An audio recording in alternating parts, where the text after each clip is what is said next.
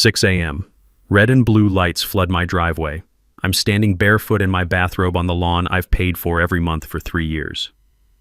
The officer steps out. "Sir, we have a trespassing complaint on this property." Before I can answer, heels stab the asphalt behind him. Veronica Ashworth, HOA president, marches up like she's the queen of the cul-de-sac. "There's your criminal, officer. Illegal signage and defiance of lawful orders." She jabs a manicured finger at my 8-inch city-mandated sprinkler warning sign, 18 inches inside my own property line. "Remove that eyesore immediately," she snarls, "or arrest him for trespassing on HOA property." My property is suddenly HOA property? That's when the chill hits me harder than the morning air. This isn't about a sign. This is how they steal your house, one fabricated violation at a time, until the fines are bigger than your mortgage and the bank takes everything. What would you do if your neighbors weaponized fake police calls to take your home? My name's Garrett Rothwell. 3 years ago, I bought this house with my divorce settlement money, 22 years of marriage down the drain because I apparently lacked ambition. My ex-wife got the McMansion, I got enough cash for a fresh start and the freedom to choose my own battles. All I wanted was peace. A corner lot in Willowbrook Estates where I could rebuild my life without anyone's permission. 89 modest 70s ranch homes, mature oak trees that actually provided shade, and an HOA that charged $40 a month for snow removal and basic landscaping. That's it. The previous president, Mr. Smith, was 83 years old and shook my hand at closing with fingers that smelled like pipe tobacco. "We believe in leaving homeowners alone," he said, eyes twinkling behind wire-rimmed glasses. "Life's too short for petty arguments about grass height." Music to my ears. For 2 blissful years, that's exactly what I got. Saturday mornings smelled like sawdust drifting from my workshop, where I restored furniture and worked on my vintage Camaro. Classic rock echoed from the garage while I tinkered, and the biggest neighborhood drama was whose turn it was to salt the community center sidewalks. Kids rode bikes in the streets without helicopter parents hovering. Mrs. Patterson's garden gnome stood proudly among her roses. Mr. Kim flew his American flag every single day, rain or shine, though I later learned his son died in Afghanistan, making that flag more than decoration. Then the white BMW appeared. Veronica Ashworth rolled into Willowbrook like a perfectly manicured hurricane. Real estate agent, 47 years old, with shoulder-length blonde hair that defied both gravity and weather, and the calculating smile of someone who'd found her next project. She bought the Colonial across from the community center, prime real estate for surveillance operations. And let me tell you, she treated Neighborhood Watch like it was her full-time job. Within 6 months, she was running for HOA president on property values and community standards. Her campaign flyers featured before and after photos of neighborhoods where she'd implemented improvement initiatives, though the after photos looked suspiciously like suburban prison yards. During her door-to-door campaign, she knocked on mine at 7 p.m. wearing a Navy business suit like she was running for Congress. Her eyes swept over my driveway, lingering on the Camaro like it was a crack house, before dissecting my workshop garage like it was a festering wound. "Certain properties," she said, never using names but making her meaning crystal clear, "are undermining our collective investment potential. We need leadership that protects what we've built." Her smile could have cut diamonds.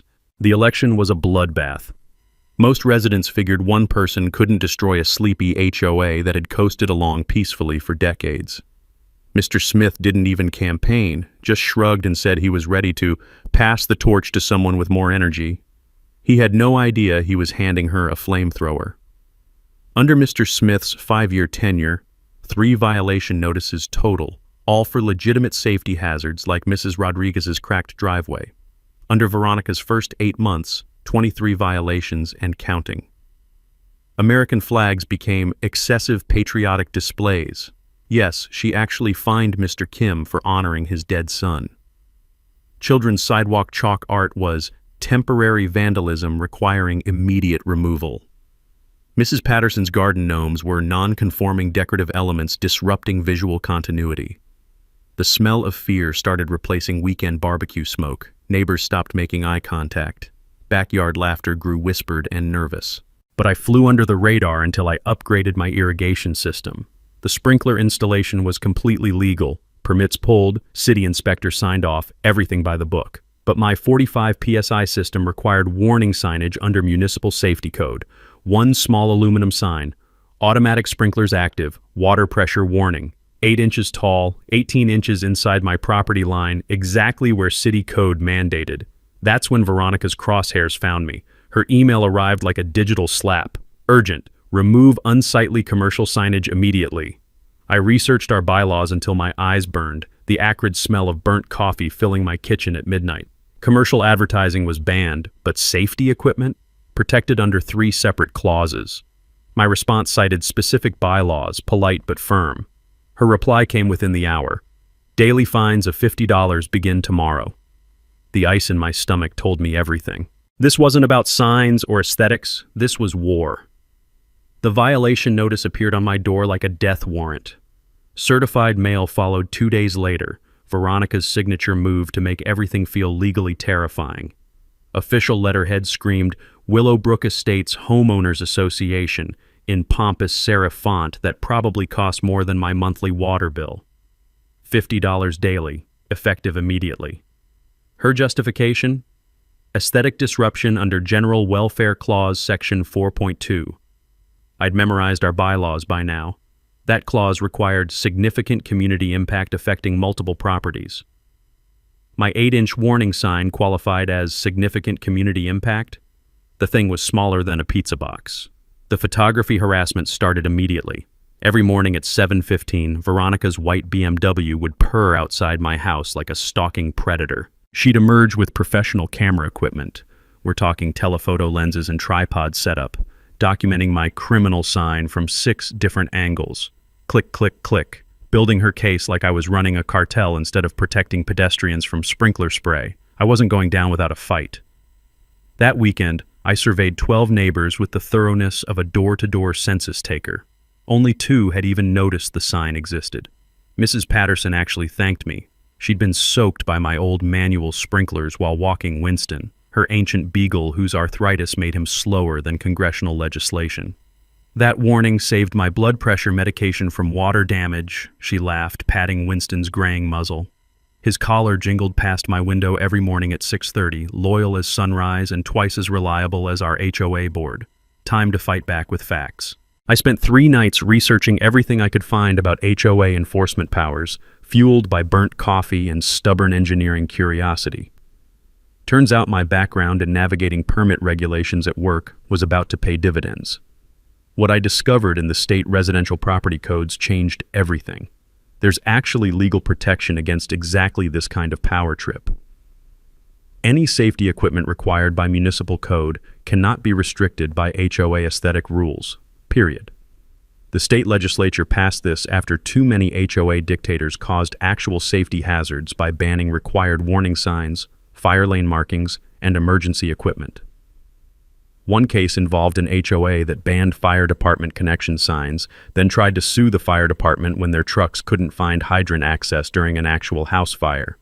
Armed with legal ammunition that would make a constitutional lawyer proud, I filed a formal dispute. Section 2. 7. Safety equipment exempt from aesthetic review when municipally required. Section 5.3. Prohibited signage defined as commercial advertising exceeding 12 square inches. My sign was 6 square inches of legally mandated safety equipment. Veronica's response arrived within hours, and it was a masterpiece of bureaucratic rage. She doubled the fine to $100 daily for willful non-compliance with lawful directives. $100. For a sign the city required me to post. Then came her nuclear option. An emergency board meeting to brand me a chronic violator requiring enhanced enforcement measures. The meeting was scheduled Thursday at 10 a.m., work hours, naturally, designed to suppress attendance from anyone with actual jobs. I burned personal time and arrived with a 47-minute PowerPoint presentation that dismantled her arguments slide by slide.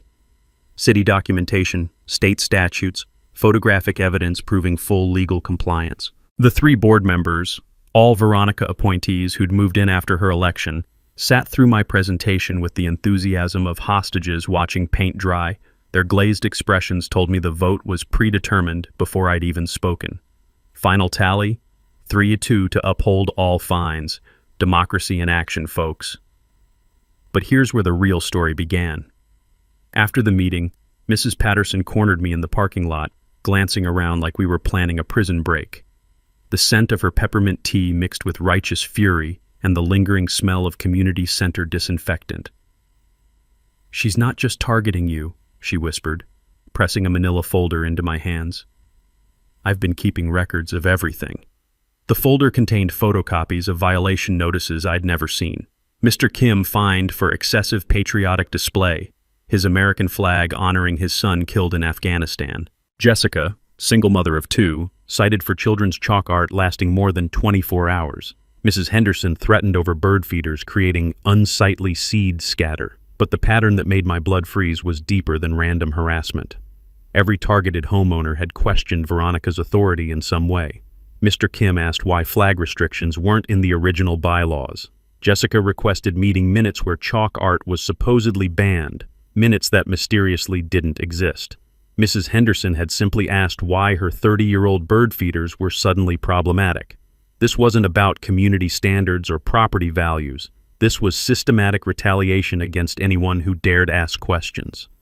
That night in my workshop, surrounded by the familiar smell of motor oil and wood shavings, I stared at the evidence spread across my workbench like pieces of a criminal conspiracy. My Camaro's engine sat half-assembled, waiting for attention I couldn't give while fighting this bureaucratic war. The sound of my sprinklers activated right on schedule. 24 zones of perfectly legal irrigation requiring that perfectly legal warning sign. Each spray cycle reminded me that I was right, she was wrong, and the law was on my side. But as I learned reading Mrs. Patterson's files, being right meant nothing when your opponent controlled the game board.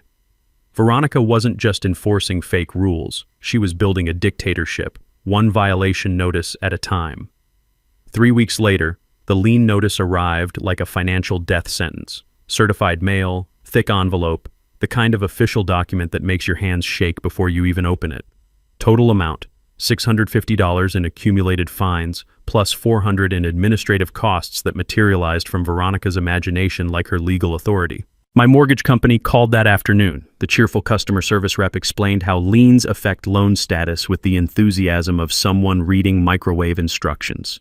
Credit impact, potential acceleration clauses, all very routine. Routine for them, maybe. For me, it felt like watching my house slip away one legal document at a time. The stress was getting physical. Sleepless nights listening to every sound outside, wondering if Veronica was prowling around with her camera equipment. The constant taste of antacids became my new normal, washing down anxiety with chalky mint flavoring that reminded me how much my life had changed. Time to get serious help. I paid $300, money I couldn't really afford, for a consultation with Margaret Steinberg, a property attorney whose office smelled like leather-bound law books and the kind of expensive coffee that costs more than my daily HOA fine. HOA liens can absolutely force property sales in Ohio, she said, sliding her reading glasses down her nose with the casual delivery of someone discussing weekend weather. But here's something fascinating about your board president. Margaret had done her homework, and what she discovered made my engineer brain start connecting dots I'd missed. Veronica's real estate license created what lawyers call a conflict of interest, so blatant it practically glowed. I'd actually read about this during my permit work years ago. Board members with real estate licenses must legally recuse themselves from any lien decisions because they could financially benefit from forced sales. The state passed this law after too many coincidental foreclosures ended up as bargain purchases by the same board members who imposed the fines. Document everything, Margaret advised, pressing a digital recorder into my hands. Ohio is one-party consent for recordings. She can't stop you from recording conversations on your own property. I walked out with a strategy and borrowed equipment that would become my secret weapon. The documentation project consumed my evenings. Security camera focused on the sign area, capturing every one of Veronica's morning photo shoots in high definition. My 3-hole punch worked overtime as I created timeline files of every HOA communication. The smell of fresh printer ink became a permanent fixture in my kitchen, mixing with the aroma of reheated coffee as I worked past midnight organizing evidence. But Veronica had her own escalation plan. Her next move was pure desperation disguised as authority, a certified letter demanding I remove my surveillance equipment because it violated reasonable neighbor privacy expectations. She threatened additional $100 daily fines for intimidation tactics against board members. Like so. Intimidation tactics? The woman who stalked my property with telephoto lenses was accusing me of intimidation because I installed a camera on my own house. But here's where Veronica made her first real mistake. I researched Ohio surveillance law with the thoroughness of someone whose house was on the line. Property owners have absolute right to record any activity visible from their own land, period. My camera pointed at my own sign, installed on my own property, recording my own front yard. Her privacy expectations had about as much legal weight as her aesthetic authority, which is to say, none whatsoever. While I was building legal defenses, the neighborhood underground was mobilizing. Mrs. Patterson had been busier than a campaign manager, secretly contacting every violation victim and organizing what she called intelligence sharing sessions over tea and righteous fury. Jessica shared Ring doorbell footage of Veronica measuring neighbors' holiday decorations with a tape measure at 6 a.m., prowling through yards like some kind of suburban surveyor. Mr. Kim provided email screenshots where Veronica demanded written justification for his excessive patriotic display. Apparently, honoring your war-dead son required HOA board approval. But the nuclear revelation came from the most unexpected source. Mrs. Smith, widow of our beloved former president, approached me in the grocery store cereal aisle with a manila envelope that smelled like mothballs and contained dynamite. "Harold kept everything," she whispered, glancing around like we were conducting Cold War espionage. He never trusted that woman from day one. The envelope contained internet printouts of Veronica's pre-neighborhood real estate website. Her services included HOA compliance consulting for investors, helping buyers identify acquisition opportunities in community-managed developments through enforcement strategies that motivate seller decisions. She was literally advertising her ability to force people out of their homes. Cross-referencing public records revealed her systematic operation. 3 foreclosed properties in neighboring HOA districts, all purchased by mysterious out-of-state investors within months of aggressive enforcement campaigns. Veronica's name appeared as listing agent on every single sale, earning commission on both the forced sale and investor purchase. That night, I spread the evidence across my workshop table like a detective solving a murder case. The familiar smell of motor oil mixed with the scent of justice as Veronica's full operation became crystal clear.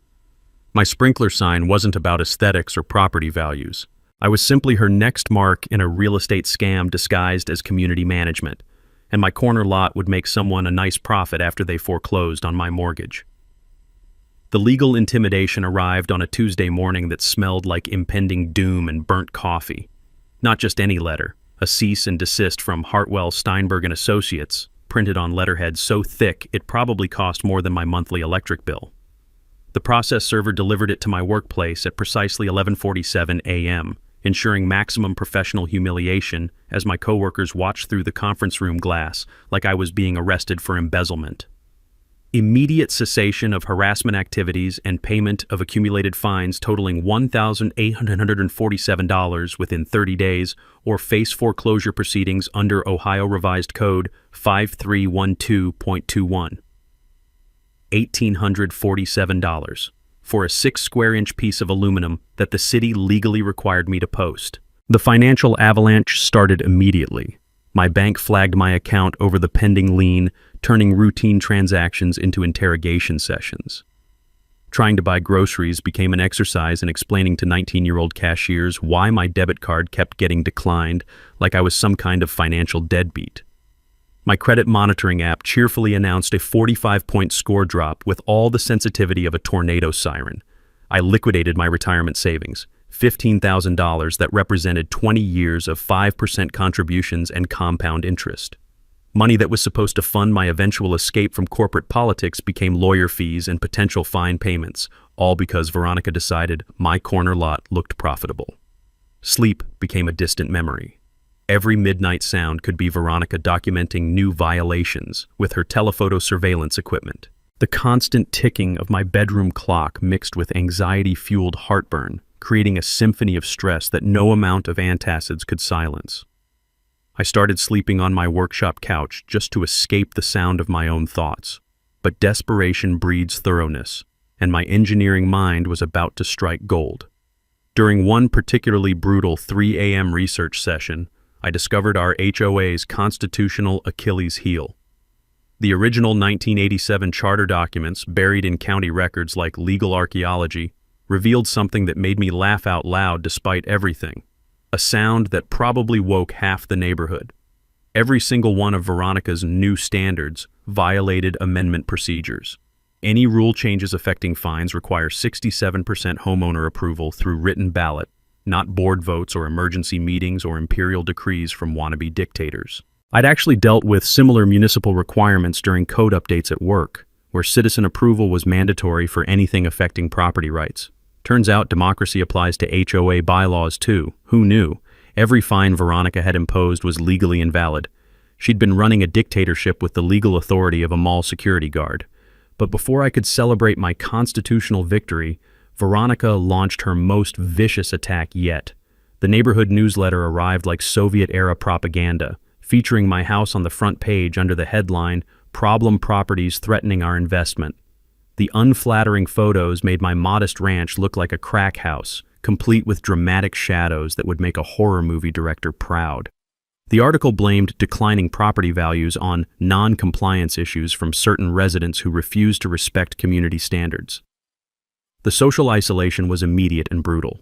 Elderly neighbors began crossing streets to avoid me, their faces carrying the shame of people convinced they were harboring a neighborhood criminal. Mrs. Rodriguez stopped her friendly porch waves. Even my mailman started giving me the stink eye like I was trafficking contraband through USPS. But Veronica's propaganda campaign contained the seeds of her own destruction. Marcus Webb, Channel 7 investigative journalist, received an anonymous tip about systematic HOA corruption. Someone in Mrs. Patterson's underground network had connected dots between enforcement tactics and foreclosure rates across multiple communities. Marcus showed up Thursday evening with the hungry expression of a reporter who smelled Emmy material. "I've been tracking organized HOA abuse cases," he said, spreading notebooks across my kitchen table with professional efficiency. "Your situation fits a criminal pattern we're investigating." 3 other neighborhoods reported identical scenarios: aggressive new leadership, selective enforcement targeting specific properties, mysterious foreclosures followed by below-market investor purchases. The targeted properties shared characteristics: corner lots, renovation potential, homeowners with limited legal resources to fight back. I provided Marcus with my complete evidence arsenal: timeline documentation, recorded conversations, photographic proof of selective enforcement, financial connections between board members, and investor purchases. The paper trail of Veronica's operation covered my kitchen table like a federal investigation. "This is RICO territory," Marcus said, photographing documents with equipment that probably cost more than my car. Pattern of civil rights violations, systematic fraud.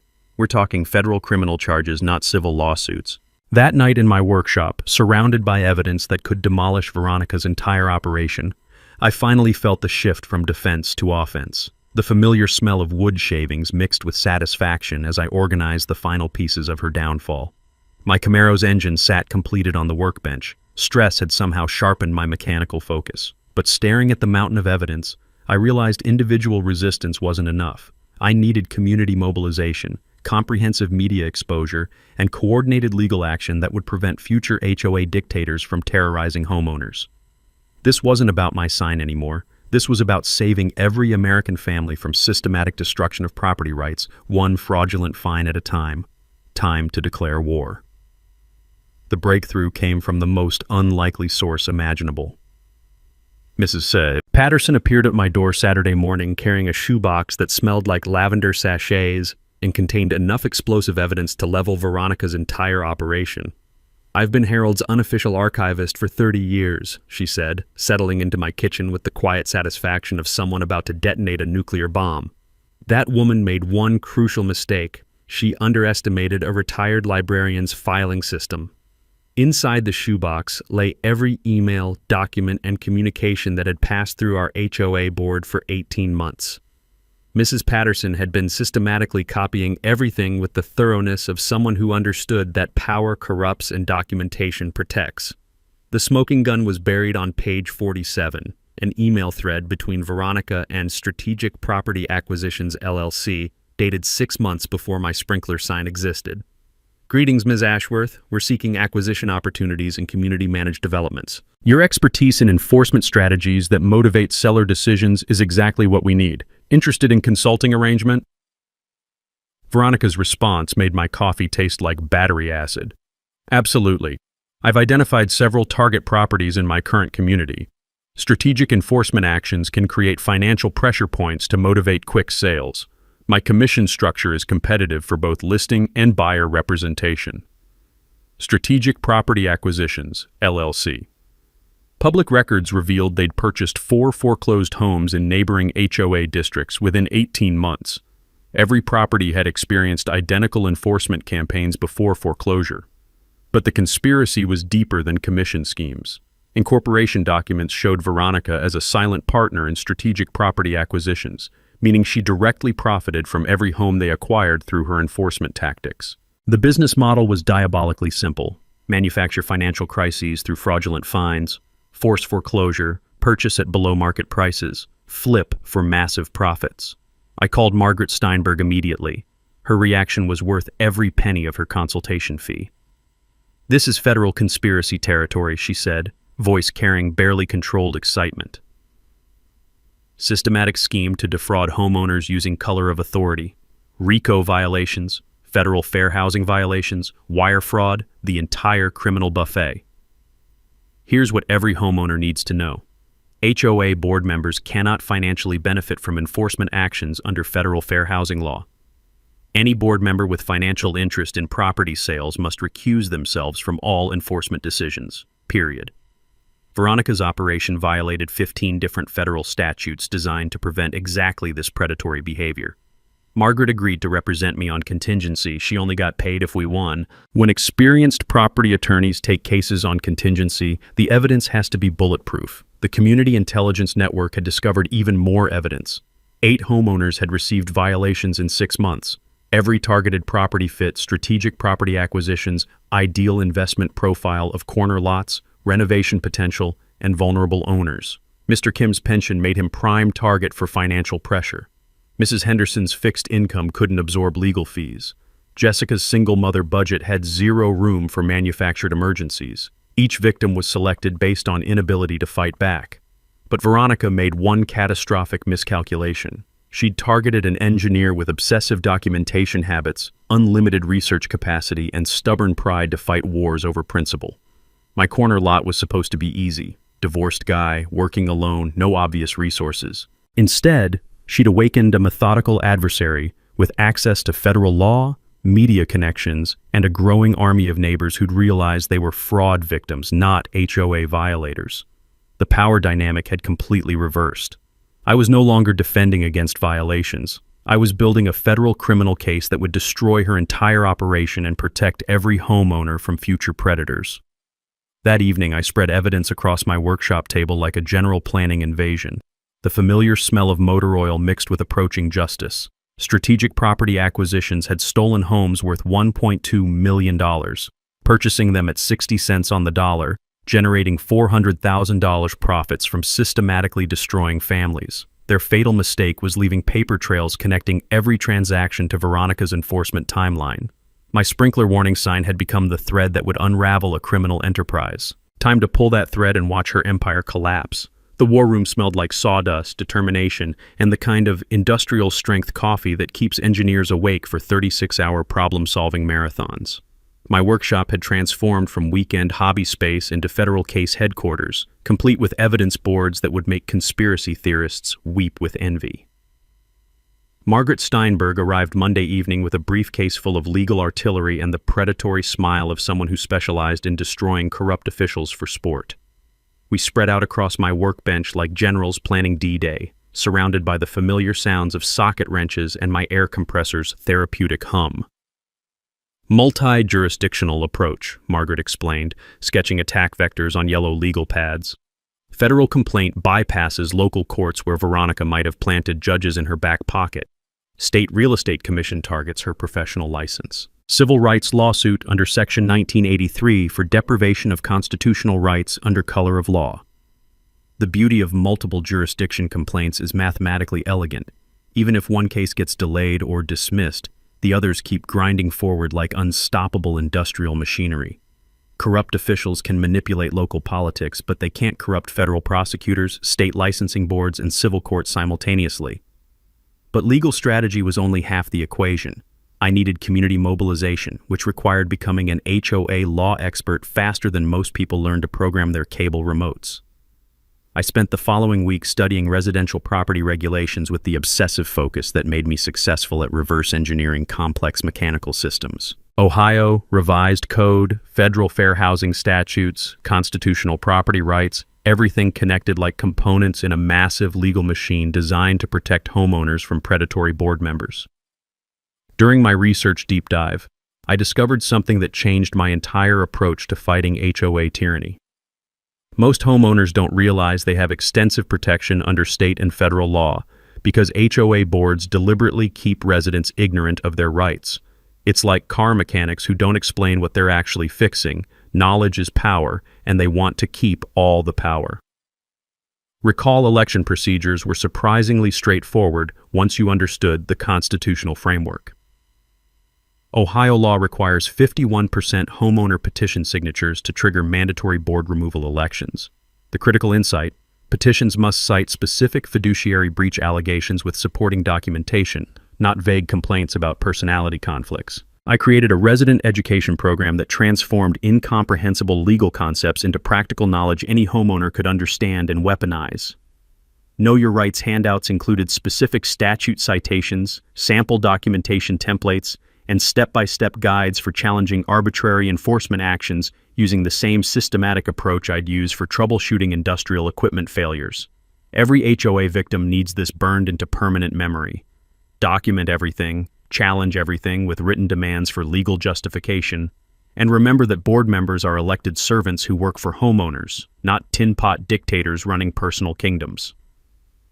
Most HOA abuse succeeds because residents don't realize they have legal nuclear weapons at their disposal.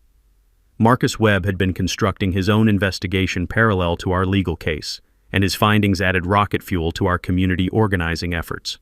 His documentary evidence package included timeline analysis, financial connection mapping, and victim testimonials from 3 neighborhoods where Veronica's operation had systematically destroyed families. The media strategy combined traditional journalism credibility with modern social media amplification power. Local TV coverage would legitimize our claims for elderly residents who trusted television news above internet sources, while viral social media content would reach younger homeowners and national HOA reform advocates. Several national organizations had already expressed interest based on preliminary case details. Technical documentation provided the objective proof that would destroy Veronica's operation in any courtroom. Professional surveyor certification confirmed my sign placement entirely within property boundaries, measured to quarter-inch precision. Municipal engineering department provided written certification that sprinkler warning signs were legally mandatory for systems exceeding 30 psi pressure, required safety equipment, not optional suggestions.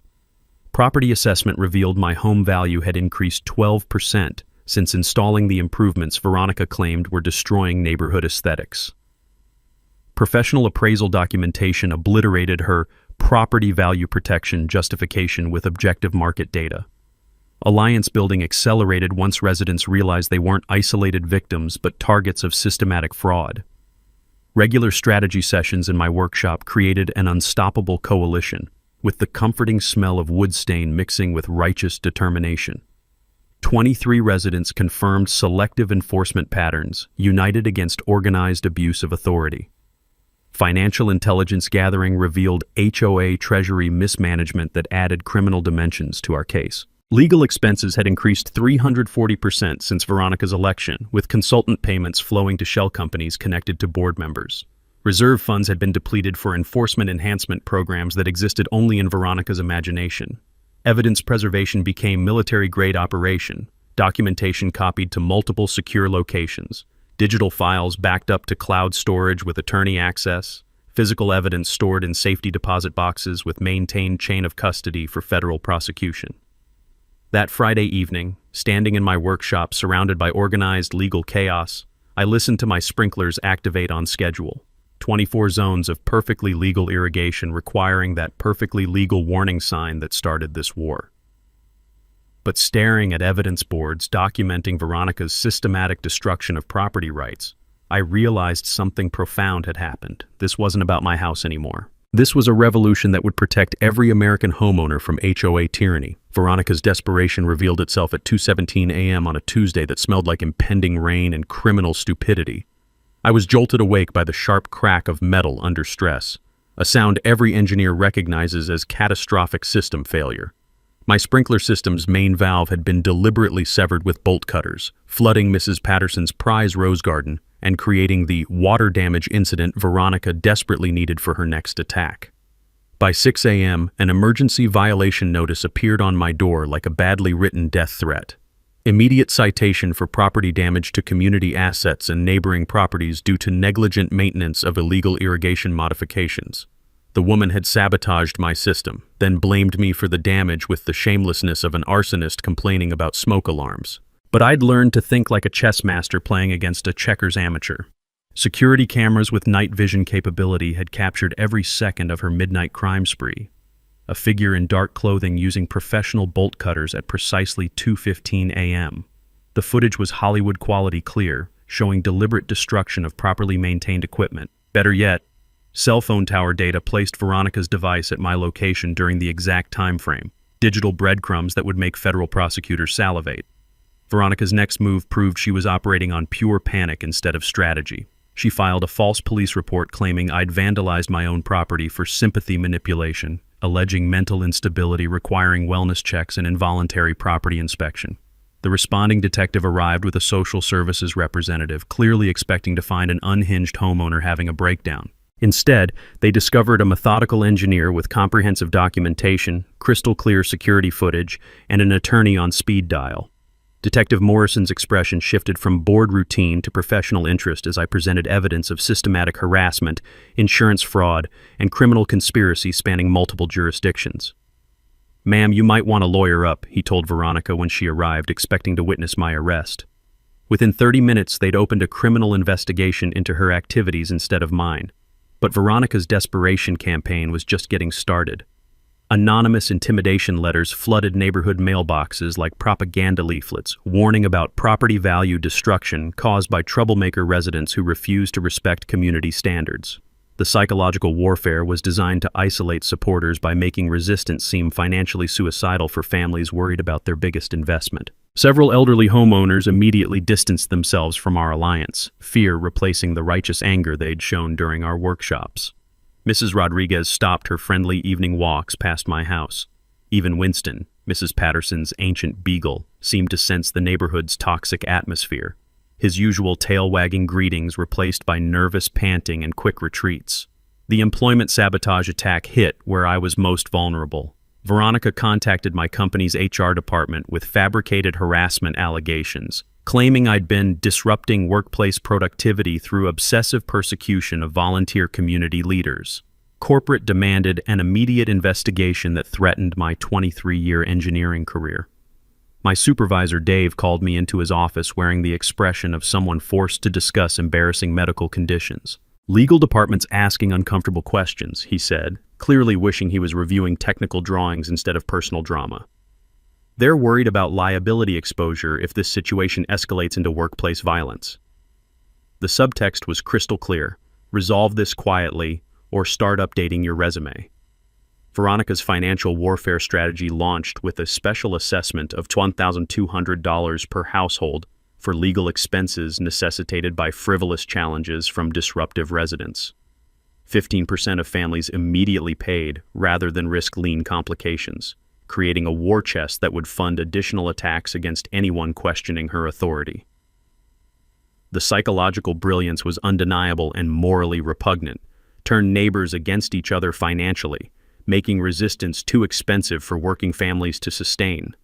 Fear became more effective than any legal threat. But her evidence destruction campaign crossed from harassment into serious federal crimes. Original HOA files mysteriously vanished from the community center's supposedly secure filing cabinet. The computer system experienced a catastrophic failure that eliminated 18 months of digital meeting records. Board members claimed routine maintenance had caused irreparable data loss, conveniently destroying documentation of every illegal decision they'd made. Fortunately, Mrs. Patterson's librarian paranoia had created multiple backup systems beyond Veronica's reach. Every document existed in secure locations, but her willingness to tamper with evidence revealed someone who understood she was facing potential federal prison time. The online reputation assassination targeted my professional credibility with military precision. Anonymous reviews attacked my engineering business on platforms from LinkedIn to Google, featuring detailed fabrications about negligent property maintenance and neighborhood terrorism. Social media accounts created specifically to destroy my character flooded search results with disinformation. Digital forensics traced every attack back to IP addresses connected to Veronica's real estate office, but immediate damage was done. 2 decades of professional reputation built through reliable engineering work was being systematically destroyed by someone whose greatest achievement was passing a real estate licensing exam. Legal intimidation escalated when Veronica's attorney sent threatening letters to my employer, mortgage company, and credit agencies. Each letter demanded I sign comprehensive gag orders preventing future legal action, essentially surrendering all constitutional rights in exchange for stopping her harassment campaign. That night in my workshop, surrounded by evidence of escalating felonies, I listened to hastily repaired sprinklers working overtime to save my drought-stressed lawn. The familiar smell of WD-40 mixed with grim satisfaction as I realized something crucial about Veronica's desperation tactics. Every crime she committed strengthened our federal case. Every piece of evidence tampering added years to potential prison sentences. Every escalation proved the systematic nature of her criminal enterprise. She wasn't just digging her own grave, she was using industrial equipment and working around the clock to finish faster. Veronica's final gambit arrived disguised as democracy, but reeked of desperation and forged documentation. She called a special emergency board meeting with exactly 24 hours notice, the legal minimum under Ohio HOA statutes, timed to maximize chaos and minimize organized opposition. The agenda contained one explosive item: emergency rule adoption for community safety and property protection. The proposed rule was retroactive tyranny disguised as legal procedure. Enhanced compliance enforcement with penalty structures applicable to all past, present, and future violations regardless of previous resolution status. She was trying to legitimize 18 months of illegal fines by changing rules after the fact, like declaring speeding tickets valid for driving before speed limits existed. Her desperation had made her sloppy in ways that would make federal prosecutors weep with joy. Veronica attempted vote stacking using proxy representatives, complete strangers who arrived in a chartered bus that smelled like cigarettes and legal fraud. 8 people I'd never seen presented notarized documents claiming voting rights for properties they'd never visited, let alone owned. The meeting location mysteriously moved from the community center to her real estate office conference room, capacity artificially limited to 12 people. When I arrived with 37 Alliance members, she claimed fire code restrictions prevented additional attendance. Her security guard looked like strip mall parking lot security, but I'd studied emergency meeting procedures like nuclear reactor safety protocols.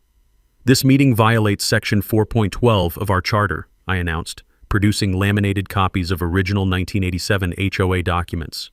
Emergency meetings require adequate public accommodation or mandatory postponement to appropriate venue.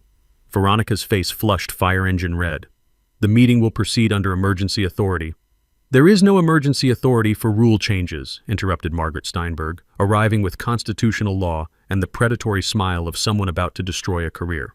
Emergency provisions apply exclusively to immediate safety hazards, not administrative convenience. The crowd outside grew larger as word spread through our communication network. 34 residents gathered with homemade signs reading "Accountability Now" and "Stop HOA Corruption," creating peaceful demonstration that attracted local police expecting civil disturbance but finding organized citizens exercising constitutional rights. Officer Martinez recognized the situation immediately. "Ma'am, these folks have property rights to attend meetings affecting their investments, move to public venue, or postpone until proper notice." Forced to relocate to the high school auditorium, Veronica's proxy voter scheme was about to explode spectacularly. I'd researched every name on her proxy list, cross-referencing property records and voter registrations with federal investigation thoroughness. When she called votes from designated property representatives, I challenged each authorization with documentation. "James Morrison, proxy for 847 Maple Street, except property records show 847 Maple doesn't exist in our development," I announced, producing county surveyor maps. Sarah Williams, proxy for Henderson property, except Mrs. Henderson is sitting right there and never authorized representation. 8 of 11 proxy votes were ruled invalid due to fraudulent documentation. The remaining 3 belonged to elderly residents deceived about what they'd signed, authorization forms disguised as routine HOA correspondence. Marcus Webb arrived with Channel 7 camera crew, turning our neighborhood meeting into live television coverage. Social media streams broadcast proceedings to HOA reform groups nationwide, creating real-time documentation of systematic corruption for federal court evidence. The constitutional smoking gun came when Mrs. Patterson produced original 1987 charter documents. Emergency rule changes require 72 hours written notice, she read with founding authority. Changes affecting fines require public hearing with 14 days notice and 67% homeowner approval through written ballot, not board decree. Veronica's entire procedural approach wasn't just wrong, it was constitutionally impossible under governing documents. Margaret served papers live on television. Temporary restraining order issued by federal Judge Harrison, she announced, documents sparkling under camera lights. All rule changes frozen pending federal investigation into civil rights violations. All existing fines suspended until constitutional review completed. Community response was immediate and overwhelming. Vote of no confidence passed 28-2. Only Veronica and her remaining puppet dissented. Recall petition signatures exceeded 67% threshold as residents lined up with freedom voting enthusiasm. But Veronica's public meltdown provided perfect ending to systematic abuse. Captured on multiple cameras, she screamed accusations about outside agitators and property value terrorists while threatening personal lawsuits. Her breakdown escalated until police intervention prevented physical confrontation. "You people don't understand what you've done," she shrieked as Officer Martinez escorted her out. "This neighborhood will be worthless." The irony was lost on her. The only threat to property values was her systematic destruction of community trust through criminal enforcement tactics. That night, residents took control through emergency interim leadership appointment. All enforcement suspended pending legal review. Neighborhood atmosphere shifted from fear to cautious celebration as people realized they'd defeated organized tyranny. Standing in my workshop, surrounded by victory evidence, I listened to sprinklers activating on schedule. The familiar sound reminded me how this war had started with one small warning sign and evolved into federal civil rights case. Tomorrow, federal court with cameras rolling and the whole country watching. The high school auditorium buzzed with tension thick enough to cut with a surveyor's transit. Mandatory annual HOA meeting, but this wasn't your typical discussion about snow removal contracts and landscaping budgets. 73 of 89 households represented, highest attendance in 20 years. With local media crews positioning cameras like this, was the Super Bowl of suburban justice. 2 hours before the meeting, Marcus Webb's investigative expose had aired on Channel 7, revealing the full scope of Veronica's criminal enterprise. Documentary evidence showed systematic fraud affecting 4 neighborhoods, with $127,000 in questionable HOA expenditures traced to shell companies connected to strategic property acquisitions. Federal real estate fraud investigation officially announced during the 6 o'clock news. The smell of industrial-strength disinfectant mixed with nervous sweat and righteous anticipation as residents filed in. Mrs. Patterson arrived early, clutching her evidence folders like sacred texts. Mr. Kim wore his military dress uniform. Full decorations, including the Purple Heart his son had earned posthumously. Jessica brought her kids, wanting them to witness democracy in action. I took the podium at exactly 7 p.m. with a 20-minute presentation that would either vindicate 18 months of legal warfare or destroy my credibility forever. Professional slide deck, timeline documentation, audio recordings of Veronica's bribery attempts, financial analysis correlating violations with property investment potential. Everything organized with engineering precision. "Ladies and gentlemen," I began, my voice carrying across the auditorium with surprising steadiness. "What started as a simple sprinkler warning sign has uncovered a federal conspiracy to systematically steal your homes." The timeline presentation revealed Veronica's operation like a slow-motion explosion. 18 months of targeted enforcement, financial connections between violations and investor purchases, documented coordination with out-of-state property acquisition companies. Each slide built the case that we weren't dealing with overzealous community management. This was organized crime disguised as HOA governance. Community testimonials followed like prosecution witnesses in a criminal trial. 12 residents shared personal stories of selective enforcement, financial intimidation, and systematic harassment. Mr. Kim's voice cracked, describing how Veronica had fined him for honoring his war-dead son. Jessica detailed children's chalk art violations designed to force single mothers into financial submission. Mrs. Patterson revealed document destruction and evidence tampering attempts. But the nuclear moment came when I played Veronica's recorded bribery attempt. "We can make this all go away," her voice echoed through the auditorium speakers with crystal clarity. "Drop your challenges, sign this community standards agreement, and all fines disappear. Continue fighting, and you'll lose your house to legal costs that'll bankrupt you." The collective gasp from 73 homeowners sounded like air being sucked from the room. Federal prosecutor Amanda Smith rose from the back row with the theatrical timing of someone who'd been waiting for this moment. "Ladies and gentlemen, I'm announcing criminal charges filed today in federal court. RICO conspiracy, civil rights violations under federal fair housing statutes, wire fraud, mail fraud, and systematic deprivation of constitutional rights under color of law. Here's what every American homeowner needs burned into permanent memory. HOA discrimination patterns qualify for federal civil rights prosecution when board members systematically target residents based on financial vulnerability or inability to fight back. The Justice Department takes property rights seriously, especially when local officials abuse authority for personal profit." Veronica made one final desperate attempt to justify her actions. "Everything I did protected property values," she insisted, her voice shaking with the desperation of someone watching their empire collapse. "Selective enforcement was educational prioritization. I never received any financial benefit from—" I interrupted with certified bank records showing her profit from forced sales. "Strategic property acquisitions paid you $89,000 in commissions from enforcement-motivated transactions. These documents prove coordination with investors before violations were even issued." The evidence was overwhelming, undeniable, and broadcast live on local television. Shell company records, email coordination with investors, systematic targeting of financially vulnerable homeowners. Everything documented with the thoroughness of a federal investigation, because that's exactly what it had become.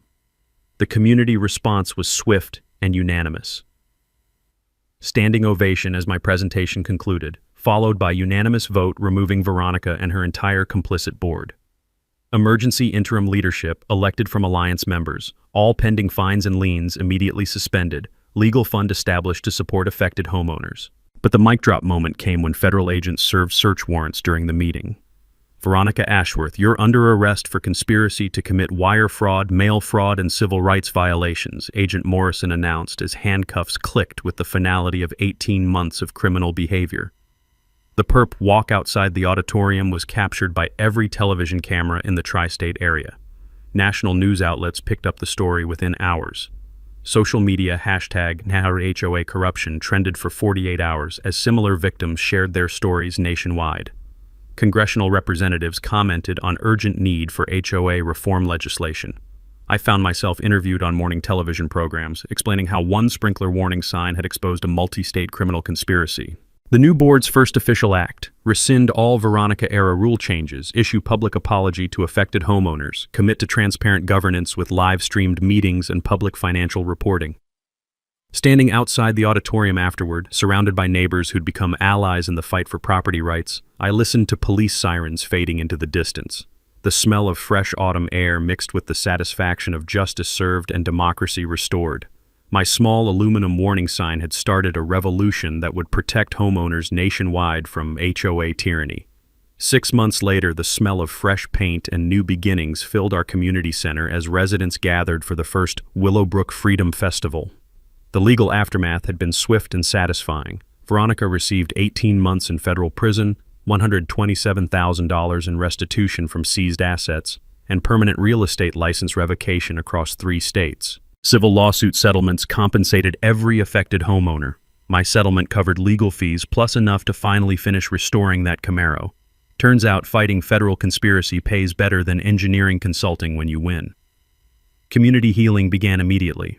Our new board implemented a resident bill of rights with transparency requirements, documented enforcement procedures, and live-streamed meetings with public financial reporting. Democracy had returned to Willowbrook, and it felt like breathing fresh air after months of suffocation. My sprinkler warning sign received official municipal recognition as a community safety feature. The mayor personally presented the award in my front yard, thanking me for proactive hazard notification exemplifying responsible ownership. But the real victory was watching replica signs appear throughout the neighborhood as solidarity symbols, visible reminders that we'd successfully resisted authority abuse. Personal transformation came unexpectedly. Fighting corruption had awakened passion for property rights advocacy I never knew existed. I completed paralegal certification specializing in HOA law, turning weekend research into professional consulting. My workshop education sessions evolved into statewide business providing pro bono help to abuse victims. Ironically, Veronica's attempt to destroy my life had created more meaningful work than 23 years of corporate engineering. Community improvements flourished once corruption was eliminated. Surplus funds previously stolen through fraudulent fees funded actual enhancements. Community garden with resident volunteers, annual Resident Rights Day festival celebrating democratic participation, and scholarship fund sending students to law school focused on property rights. The ripple effects extended beyond Willowbrook. 3 neighboring HOAs adopted our transparency reforms. State legislature introduced comprehensive reform legislation, and national organizations use us as model democratic governance. Documentary rights were optioned by streaming service for series about Americans fighting constitutional battles at local level. Most importantly, personal relationships healed and grew. My partnership with Jessica evolved from alliance building to something deeper, founded on shared experience fighting for justice. Her children play safely in our yard, drawing chalk art without violation fears. Mr. Kim's flag flies proudly, officially recognized as patriotic expression enhancing community character. Property values increased 23% since Veronica's removal. Eliminating harassment and criminal board members actually improves desirability. My home became local landmark representing successful resistance to tyranny. Financial freedom felt as satisfying as legal victory. Every evening, I listened to familiar sprinklers activating on schedule. That sound reminds me how the biggest victories sometimes start with smallest stands on principle. My tiny warning sign protected more than pedestrians. It protected an entire community from systematic oppression. The sign still stands 18 inches from sidewalk, 8 inches tall, perfectly legal, and proudly serving its original purpose. But now it represents something larger. Proof that when good people organize and fight smart, justice wins. Here's what you need to remember. Your property rights matter, your community voice counts, and bullies in business suits are still just bullies. When regular folks refuse intimidation and demand accountability from elected officials, democracy works exactly like founders intended. Mrs. Patterson's garden gnomes stand among prize roses without aesthetic violations. Mrs. Henderson's bird feeders attract children and wildlife, creating neighborhood gathering spots that build real community. Winston still jingles past my window each morning, but now his walks include stops at the community garden where neighbors actually talk to each other. The workshop where this all began still smells like sawdust and motor oil, but now it's also headquarters for helping other communities fight HOA tyranny. My evidence boards have been replaced by law books and case files from families across 3 states who've reached out for help defeating their own corrupt boards. That's the real legacy of our victory. Not just saving one neighborhood, but proving the system works when citizens refuse to accept abuse from petty tyrants.